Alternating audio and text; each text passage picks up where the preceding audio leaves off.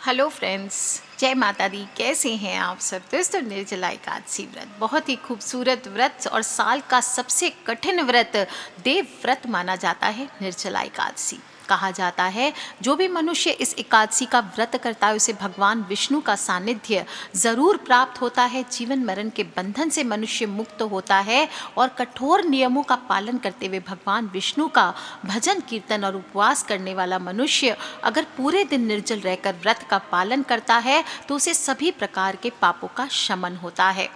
ऋषि वेद व्यास जी के अनुसार इस एकादशी को पांडव पुत्र भीम ने सर्वप्रथम किया था और इसीलिए इसे भीमसेनी या पांडव एकादशी भी कहते हैं। और व्यास जी ने भीमसेन से कहा, यदि आप नरक को दूषित समझते हैं, स्वर्ग लोक की प्राप्ति आपके लिए अभिष्ट है, तो आपको दोनों पक्षों की एकादशियों को भोजन नहीं करना चाहिए। लेकिन भीमसेन बोले, मुझसे एक बार भोजन करके भी व्रत नहीं किया जा सकता तो फिर उपवास करके मैं कैसे रह सकता हूँ। अतः मैं पूरे वर्ष में केवल एक ही उपवास कर सकता हूँ जिससे स्वर्ग की प्राप्ति हो तथा जिसके करने से मैं कल्याण का भागी बन सकूँ। ऐसा कोई व्रत निश्चय करके आप मुझे बताइए, उसका मैं यथोचित पालन करूँगा। तब महर्षि वेद व्यास बोले, हे महाबली भीम, तुम पूरे वर्ष में आने वाली 24 एकादशियों का व्रत ना रखकर सिर्फ जेठ माह के शुक्ल पक्ष की एकादशी को निर्जल व्रत करो तो तुम्हें सभी एकादशियों का फल प्राप्त होगा। समस्त 24 एकादशियों का फल सिर्फ एक एकादशी व्रत को करने से प्राप्त होगा और पापों से मुक्त हो जाओगे। मृत्यु के समय तुम्हें भयानक यमदूत नहीं दिखाई देंगे और भगवान श्री हरि के दूत स्वर्ग से आकर तुम्हें पुष्कर विमान पर बिठाकर ले जाएंगे। भीमसेन ने इस व्रत को रखने को तैयार हुए। उन्होंने व्रत को किया और कहा और फिर उन्हें स्वर्ग लोक की प्राप्ति जरूर हुई। इसी वजह से इसे पांडव एकादशी या भीमसेनी एकादशी हम कहते हैं। इस साल ये एकादशी तिथि का प्रारंभ 20 जून को हो जाएगा शाम को 4:21 पर और एकादशी तिथि की समाप्ति 21 जून को होगी 1:31 पर। जो लोग भी व्रत का पारण करेंगे वो 22 जून को सुबह 5:21 से 8:12 तक कर सकते हैं। और सबसे बड़ी बात है कि इस बार निर्जला एकादशी का व्रत बहुत ही खूबसूरत दिन में पड़ रहा है। जेठ माह के शुक्ल पक्ष की एकादशी तिथि सोमवार के दिन पड़ रही है और सोमवार के दिन शिव योग के साथ साथ सिद्धि योग भी बन रहे हैं। तो दो अद्भुत योगों में आ रही है ये एकादशी। शिव योग 21 जून को शाम को 5:34 तक रहने वाली है और इसके बाद सिद्धि योग लग जाएगा। और सिद्धि योग को बहुत ही शुभ माना जाता है। ग्रह नक्षत्रों का शुभ संयोग से बनता है, सभी इच्छाओं की पूर्ति करने वाला है और इस योग में जो भी आप कार्य करते हैं उसमें सफलता हासिल होती है। इस दिन आपको सुबह जल्दी उठना चाहिए। दशमी की रात्रि से ही आपको नियमों का पालन करना चाहिए। एक दिन पहले गंगा दशहरा है तो आप उस दिन से ही सात्विक भोजन आदि करें। रात हो सके तो एक समय भोजन कीजिए और रात में भगवत नाम लेते हुए ओम नमो नारायणा या ओम नमो भगवते वासुदेवाय का जप करते हुए आपको सोना चाहिए। ब्रह्मचर्य का पालन जरूर करें, इस बात का ध्यान रखें। एकादशी की सुबह जल्दी उठे और उठते ही अपनी दोनों हथेलियों के दर्शन करें। बोले, कराग्रे वस्ते लक्ष्मी कर मध्य सरस्वती कर मूले तु गोविंद प्रभाते कर दर्शनम। इस प्रकार से जाग करके धरती माता को प्रणाम करके दिन की शुरुआत कीजिए। फिर अपने मुख्य द्वार की सफाई करके हल्दी के जल का छिड़काव करें, चाहे तो तोरण आदि रंगोली आदि लगाइए। और फिर पानी में थोड़ा सा गंगा जल डाल के एक चुटकी हल्दी डाल करके या काले तिल डाल करके आपको स्नान करना चाहिए। और ऐसा करने से आपको अगर कोरोना काल में नदियों में पवित्र तीर्थों में स्नान करने की तो बराबरी नहीं होती है, अगर किसी पवित्र नदी में आप स्नान कर सके तो, और नहीं तो घर में ही इस प्रकार से आप स्नान कीजिए। इससे भी आपको तीर्थ स्नान का फल मिलता है। और स्नान करते समय ओम वरुणाय नमः इस मंत्र का जप जरूर करें। स्नान के बाद तांबे के लोटे से सूर्य देव को ओम सूर्याय नमः, ओम आदित्याय नमः, ओम भास्कराय नमः इस प्रकार से बोलते हुए जल चढ़ाइए और फिर संकल्प करें। पूजा पाठ आदि की विधि मैंने दूसरे वीडियो में बताई हुई, आप देख सकते हैं किस प्रकार करना है। और संकल्प करें कि आज मैं निर्जल रहकर व्रत करूंगा। जो लोग नहीं रह सकते निर्जल, वो फलाहार या दूध का सेवन आदि करते हुए आपको व्रत करना चाहिए। पर मतलब इनका वो कहाँ है, मतलब कहाँ पे उत्पत्ति है, यहीं की? आप पितरों के निमित्त आप इस दिन तर्पण दान आदि कर सकते हैं, या फिर आप सूर्य देव को जब लोटे से जल चढ़ाएंगे उसी समय दक्षिण मुखी हो जाइए और ओम सर्वेभ्यो पितृभ्यो नमो नमः ये बोलते हुए आपको पितृ के निमित्त जल अर्पण करना चाहिए। इसके बाद आपको शिव योग है, तो इस दिन अगर हो सके और आप शिव भक्त हैं तो आपको इस मौके का पूरा फ़ायदा उठाना चाहिए। इस एकादशी का भगवान शिव और माता पार्वती की विशेष पूजन करें। इस दिन भगवान के सामने घी का दीपक जलाइए। माता पार्वती को सुहाग की चीज़ें, विशेष रूप से स्त्रियों को ये उपाय करना है इस बार निर्जला एकादशी पे, सुहाग की चीज़ें अपनी पति की लंबी आयु के लिए आपको सुहाग की चीज़ें माता पार्वती पर चढ़ाकर प्रार्थना करनी चाहिए। और किसी भी आप चाहे तो मंदिर के पंडित जी आदि को दान कर सकते हैं या किसी सुहागन स्त्री को आप ये दे सकते हैं। एकादशी तिथि है, भगवान विष्णु की तिथि है, तो माता लक्ष्मी भगवान विष्णु की संयुक्त पूजन कीजिए, कथा आदि कीजिए, रामायण सुन सकते हैं, विष्णु सहस्त्र नाम का पाठ कीजिए, शिव पुराण सुन सकते हैं, श्री सत्यनारायण भगवान की कथा सुन सकते हैं, विष्णु पुराण पढ़ सकते हैं। इस प्रकार से आपको वहाँ पे बैठकर पूजन करना चाहिए। और भोलेनाथ को आप बेलपत्र हो सकते हैं, तो इस दिन सीताफल, बेलपत्र, सुपारी, मौसमी फल, आम, केले ये आपको ज़रूर चढ़ाने चाहिए। जो भी भगवान विष्णु को आप भोग लगाएंगे उसमें तुलसी का पत्ता अवश्य डालिए, इस बात का ध्यान रखिए।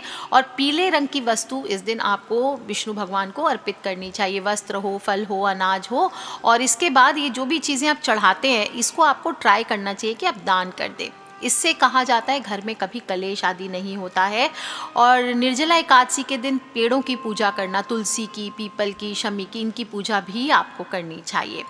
एकादशी के दिन आपको सब करने के बाद दान भी ज़रूर करना चाहिए। तिल हो, वस्त्र हो, मौसमी फल हो, जल के घड़े हो, मिठाई हो, जो भी आप चाहें तो आप दान कर सकते हैं। और इस दिन वर्जित होती है अनाज का सेवन करना, नमक का सेवन करना, कुल्फ़ा का साग, सेम का साग, बैंगन आदि, नॉनवेज आदि तामसी चीज़ें आप ना खाएं।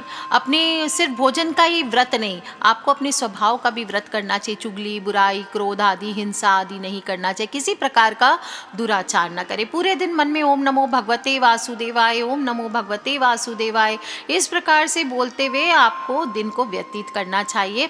और जो लोग भी चाहते हैं कि आप राशि के अनुसार उपाय करें तो आपको अलग अलग राशियों का बता देती हूँ। मेष राशि वालों को निर्जला एकादशी के दिन मंदिर में मीठा शरबत बांटना चाहिए, साथ ही छोटे बच्चों को भी शरबत पिलाना चाहिए।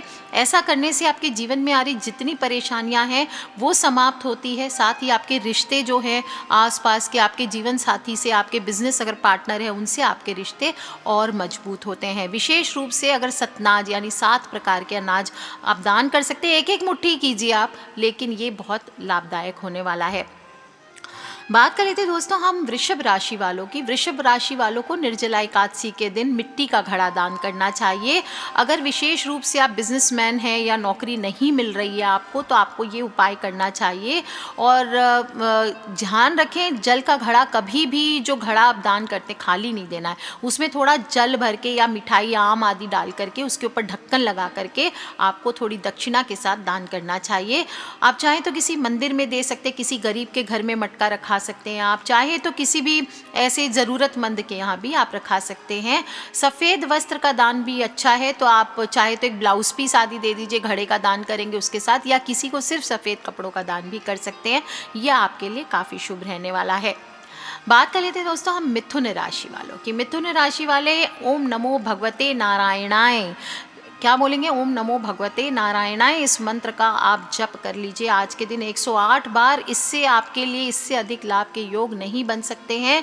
इतना ही नहीं, अगर आपकी कोई पुरानी इच्छा हो जो पूरी नहीं हो रही हो, तो ये उपाय करने से आपकी वो इच्छा भी पूरी हो जाएगी। आपको आज के दिन जो मौसमी फल हैं, आम है, खरबूजा है, पीले रंग के जो फल हैं, या फिर केले ले सकते हैं, कोई भी हरे रंग के फल ले सकते हैं, इनका दान आपको करना चाहिए। क्योंकि आपकी राशि के स्वामी कौन है? बुध ग्रह है। तो बुध का जो होता है प्रभाव वो बहुत अच्छा पड़ता है अगर हरे रंग के फल आप दान करते हैं। और आपकी करियर में ये तेज़ी लेकर के आएगा, आपकी बिजनेस में तेज़ी लेकर के आएगा, आपकी बुद्धि में तेज़ी लेके आएगा। इसलिए हरी चीज़ों का भी दान कर सकते हैं। बात कर लेते हैं दोस्तों हम कर्क राशि वालों को। आपके लिए आज के दिन भगवान विष्णु को तुलसी पत्ते ले लीजिए, तुलसी पत्ते ताजे पहले दिन तोड़ के रख ले, एकादशी है इसलिए पहले उस दिन नहीं बनेगी, पहले दिन ही तोड़ के तुलसी पत्तों की माला बना के आप चढ़ा सकते हैं। या फिर तुलसी की माला आती है रेडीमेड, उसकी डंडी से बनी हुई, आप चाहें तो विष्णु भगवान को इस दिन वो तुलसी की माला भी चढ़ा सकते हैं। या नहीं पॉसिबल हो तो सिर्फ तुलसी दल आप अर्पित कर दीजिए। और आपको वाटर कूलर हुआ, पंखे हुआ, हाथ के पंखे हुए, या फिर आप इलेक्ट्रिक फ़ैन हुआ, कूलर का दान कर सकते हैं। या फिर कहीं जल के छबीले लगाना, शरबत आदि का दान कीजिए, ये आपके लिए बहुत अच्छा है। इससे आपके जीवन में जितने कष्ट हैं वो समाप्त होते हैं।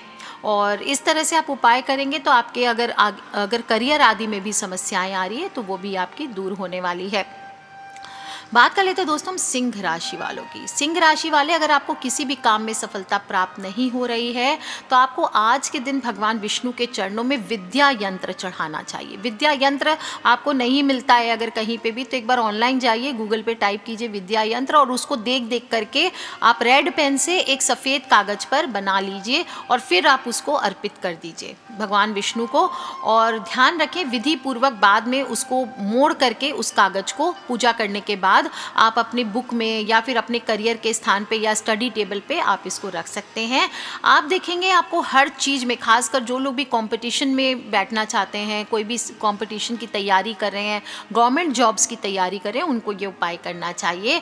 और अगर आपके कोई गुरु हैं जिनको आप गुरु मानते हैं तो आज के दिन थोड़ी सी गुरु दक्षिणा आपको उनको किसी भी रूप में देनी चाहिए। कोई गिफ्ट कर सकते हैं, विशेष रूप से अगर आप मिट्टी की चीज़ें आप उनको भेंट कर सकते हैं तो ये आपके लिए बहुत शुभ रहेगा। आपके पास पैसे हैं तो आप कहीं पर आज के दिन किसी धार्मिक स्थल पर एयर कंडीशन लगवा दीजिए।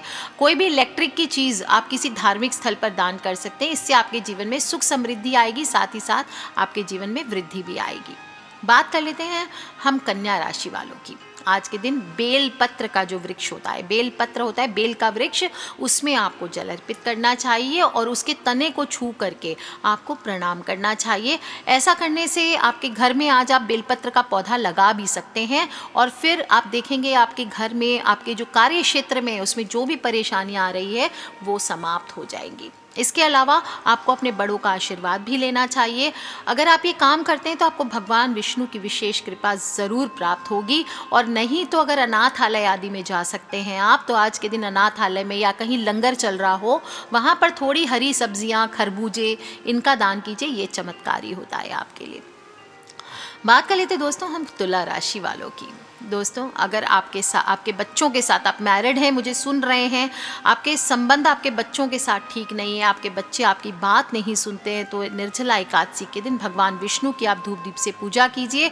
केसर मिले हुए दूध का भोग लगाएं। अगर अभिषेक कर सकते हैं, मूर्ति है तो अच्छी बात, नहीं तो उनको केसर मिला हुआ दूध का भोग लगाइए और उस प्रसाद को खुद के साथ साथ, ध्यान रखें उसमें और कुछ नहीं डालना है। आप तो व्रत करेंगे, निर्जला अगर कर रहे हैं तो आप मत लीजिएगा प्रसाद, बच्चों को वो दूध आप पिलाइए।